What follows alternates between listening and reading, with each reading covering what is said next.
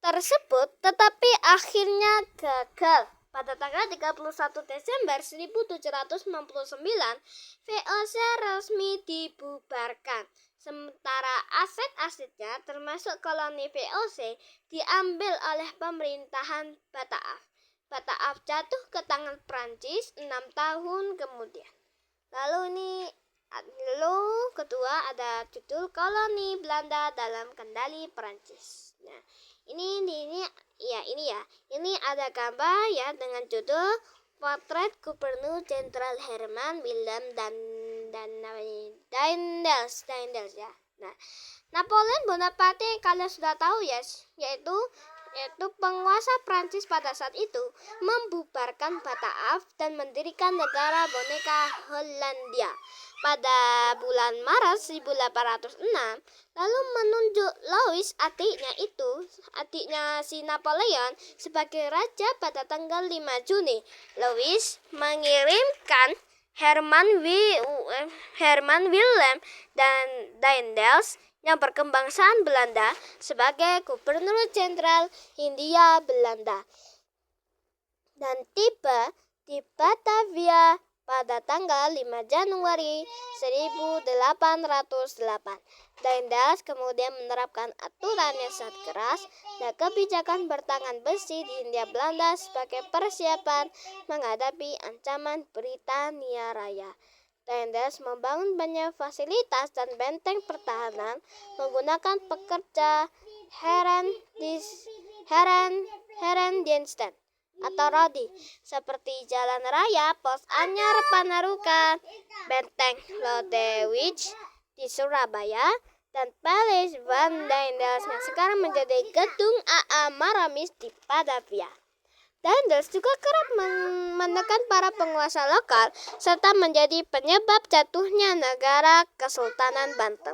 Gaya kepemimpinan tersebut menimbulkan kesengsaraan pada penduduk lokal, sehingga pemberontakan yang dipimpin oleh Ronggo Prawirodirjo III akhirnya pecah di Pulau Jawa pada tanggal 20 November hingga 17 Desember 1810. Tetapi cepat diredam oleh pasukan Hindia Belanda dan Keraton Yogyakarta. Daendels turun dari jabatannya pada tanggal 15 Mei 1811. Lalu kita ke bagian dengan judul Kolonisasi Singkat Britania Raya. Di sini ada gambar lagi ya.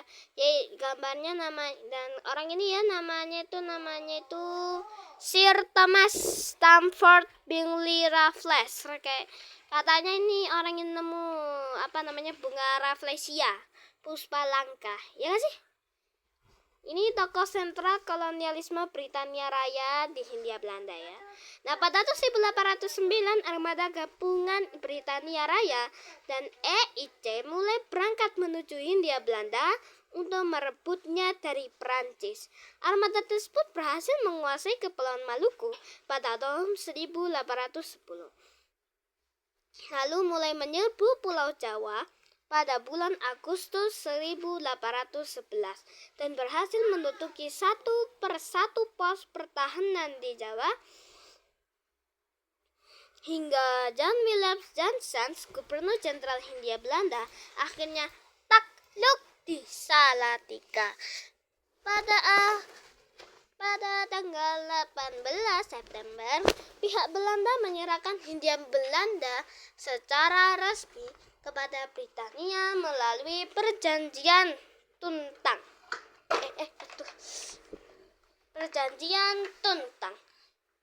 Thomas Stamford Raffles ditunjuk sebagai Letnan Gubernur Jawa oleh Britania Raya. Raffles menghapus beberapa aturan Belanda seperti Herendienst dan perbudakan, serta menerapkan sistem Lancanur, menuntut membayar pajak sewa tanah kepada pemerintah kolonial sebagai tuan tanah dan menaikkan pajak perseorangan. Raffles membentuk pemerintahan yang lebih terpusat dengan tetap mempertahankan para pegawai negeri Belanda di tubuh pemerintahannya. Raffles juga bernegosiasi dengan para penguasa lokal sembari mengurangi hak-hak khusus mereka, serta melancarkan operasi militer kepada para penguasa yang membangkang, seperti dalam peristiwa Geger Sepehi di Keraton Yogyakarta. Sebagai pemerhati budaya, Raffles sangat berjasa dalam menyingkap banyak situs Jawa kuno yang telah terkubur dan dilupakan sebelumnya, seperti Candi Prambanan di Sleman dan Klaten, Candi Borobudur di Magelang, dan situs arkeologis Trowulan. Penemuan itu ditulisnya dalam buku The History of Java yang terbit pada tahun 1817. Mulai pada tanggal 5 April 1815, Gunung Tambora di Pulau Sumbawa, Nusa Tenggara Barat meletus dengan dahsyat dan mencapai puncaknya pada tanggal 10 hingga 11 April dengan skala VI7. Kemudian berangsur-angsur mereda hingga tanggal 17 April. Erupsi ini memakan 17.000 korban jiwa serta diperkirakan menjadi penyebab perubahan iklim global yang disebut tahun tanpa musim panas, yaitu tahun 1816. Setelah lepas dari kontrol Prancis, Belanda menyetujui perjanjian bersama Britania Raya pada tanggal 1814. Sehingga Britania Raya harus mengembalikan koloni Belanda sebelum 1803. Perjanjian itu berlaku efektif pada tahun 1815, diikuti oleh pencopotan jabatan Raffles setahun setelahnya. Koloni Britania di Nusantara pasca 1803 tetap milik Britania Raya, termasuk Bengkulu, sehingga Raffles dikirim kembali ke Nusantara sebagai Letnan Gubernur Bengkulu pada tahun 1818. Ia dan pasukan Britania kemudian melakukan eksplorasi ke wilayah Sumatera, Malaya, Toskan Malaysia, dan Singapura, serta berseteru dengan pasukan Belanda yang ingin memperluas koloninya. Lalu kita ke bagian perluasan wilayah Hindia Belanda. Sini ada foto orang, nama orangnya itu Johannes van der Bosch. Saya sendirilah siapa itu. Lalu dia itu pencetus Kuturstelstal. Dalam kalian nggak tahu Kuturstelstal, cari sendirilah. Dan lukisan ini dibuat oleh Raden Saleh. Ini gunung apa? Palingan Gunung Tambora ini ya. Nah, Belanda membentuk angkatan militer Hindia Belanda yang bernama Tentara Kerajaan Hindia Belanda atau KINL pada tanggal 28 Agustus 1814, lalu mulai merebut kembali koloninya satu persatu hingga akhirnya berhasil mengeklaim semuanya seperti sedia kala pada tahun 1816. Demi menata ulang pemerintahan, Komisaris Jenderal Hindia Belanda yang baru dibentuk kemudian membuat suatu regeringsreglement, yaitu peraturan pemerintah berbasis pandangan Pax Nederlandica.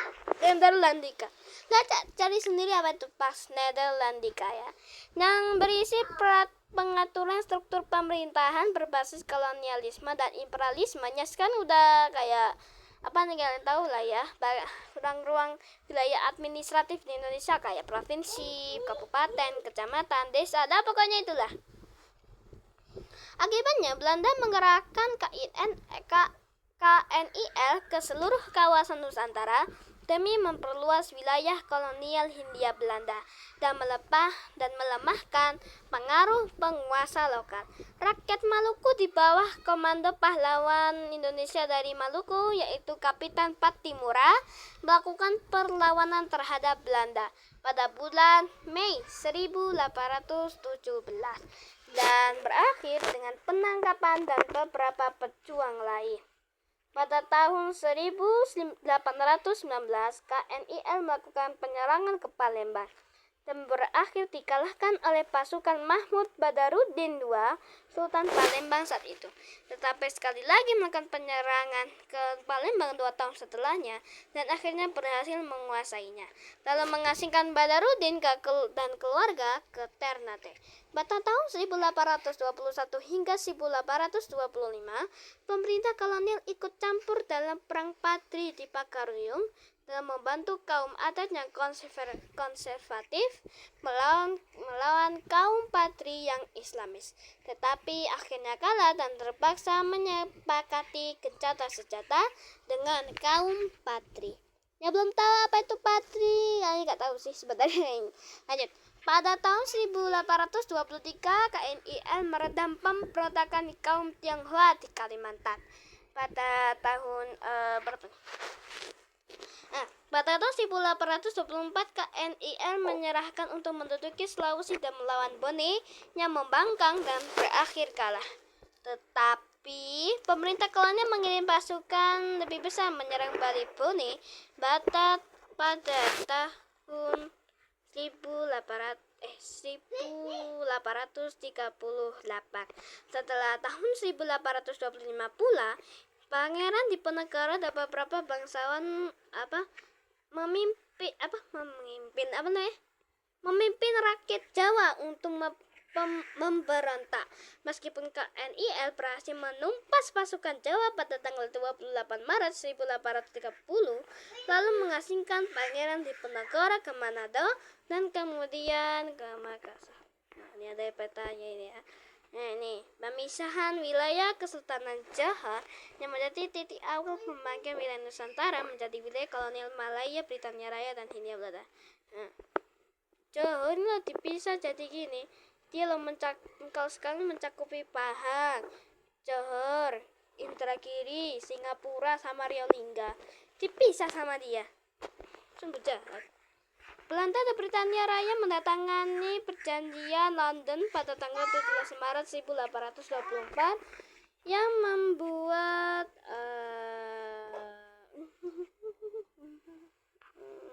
membuat Britania Raya mendapatkan Malaya, Malaysia, Singapura, dan India Barat. Sementara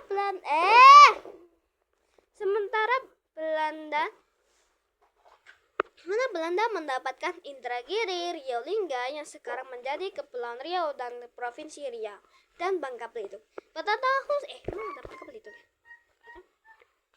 Lanjut. Tadi sampai mana tadi? Sampai mana, Be? Sampai mana tadi? Oh, ini ya. Pada tahun 1900 ini nih. Pada tahun 1830, Johannes van der Bosch alias Gubernur Jenderal Hindia Belanda mengakali pengeluaran berlebih yang ditimbulkan oleh KNIL dengan menerapkan aturan kulturstelsel yang memaksa para pribumi untuk memilih menyediakan 20% tanah pertanian untuk tanaman komoditas ekspor Belanda atau bekerja di tanah pertanian milik pemerintah selama 60 hari per tahun.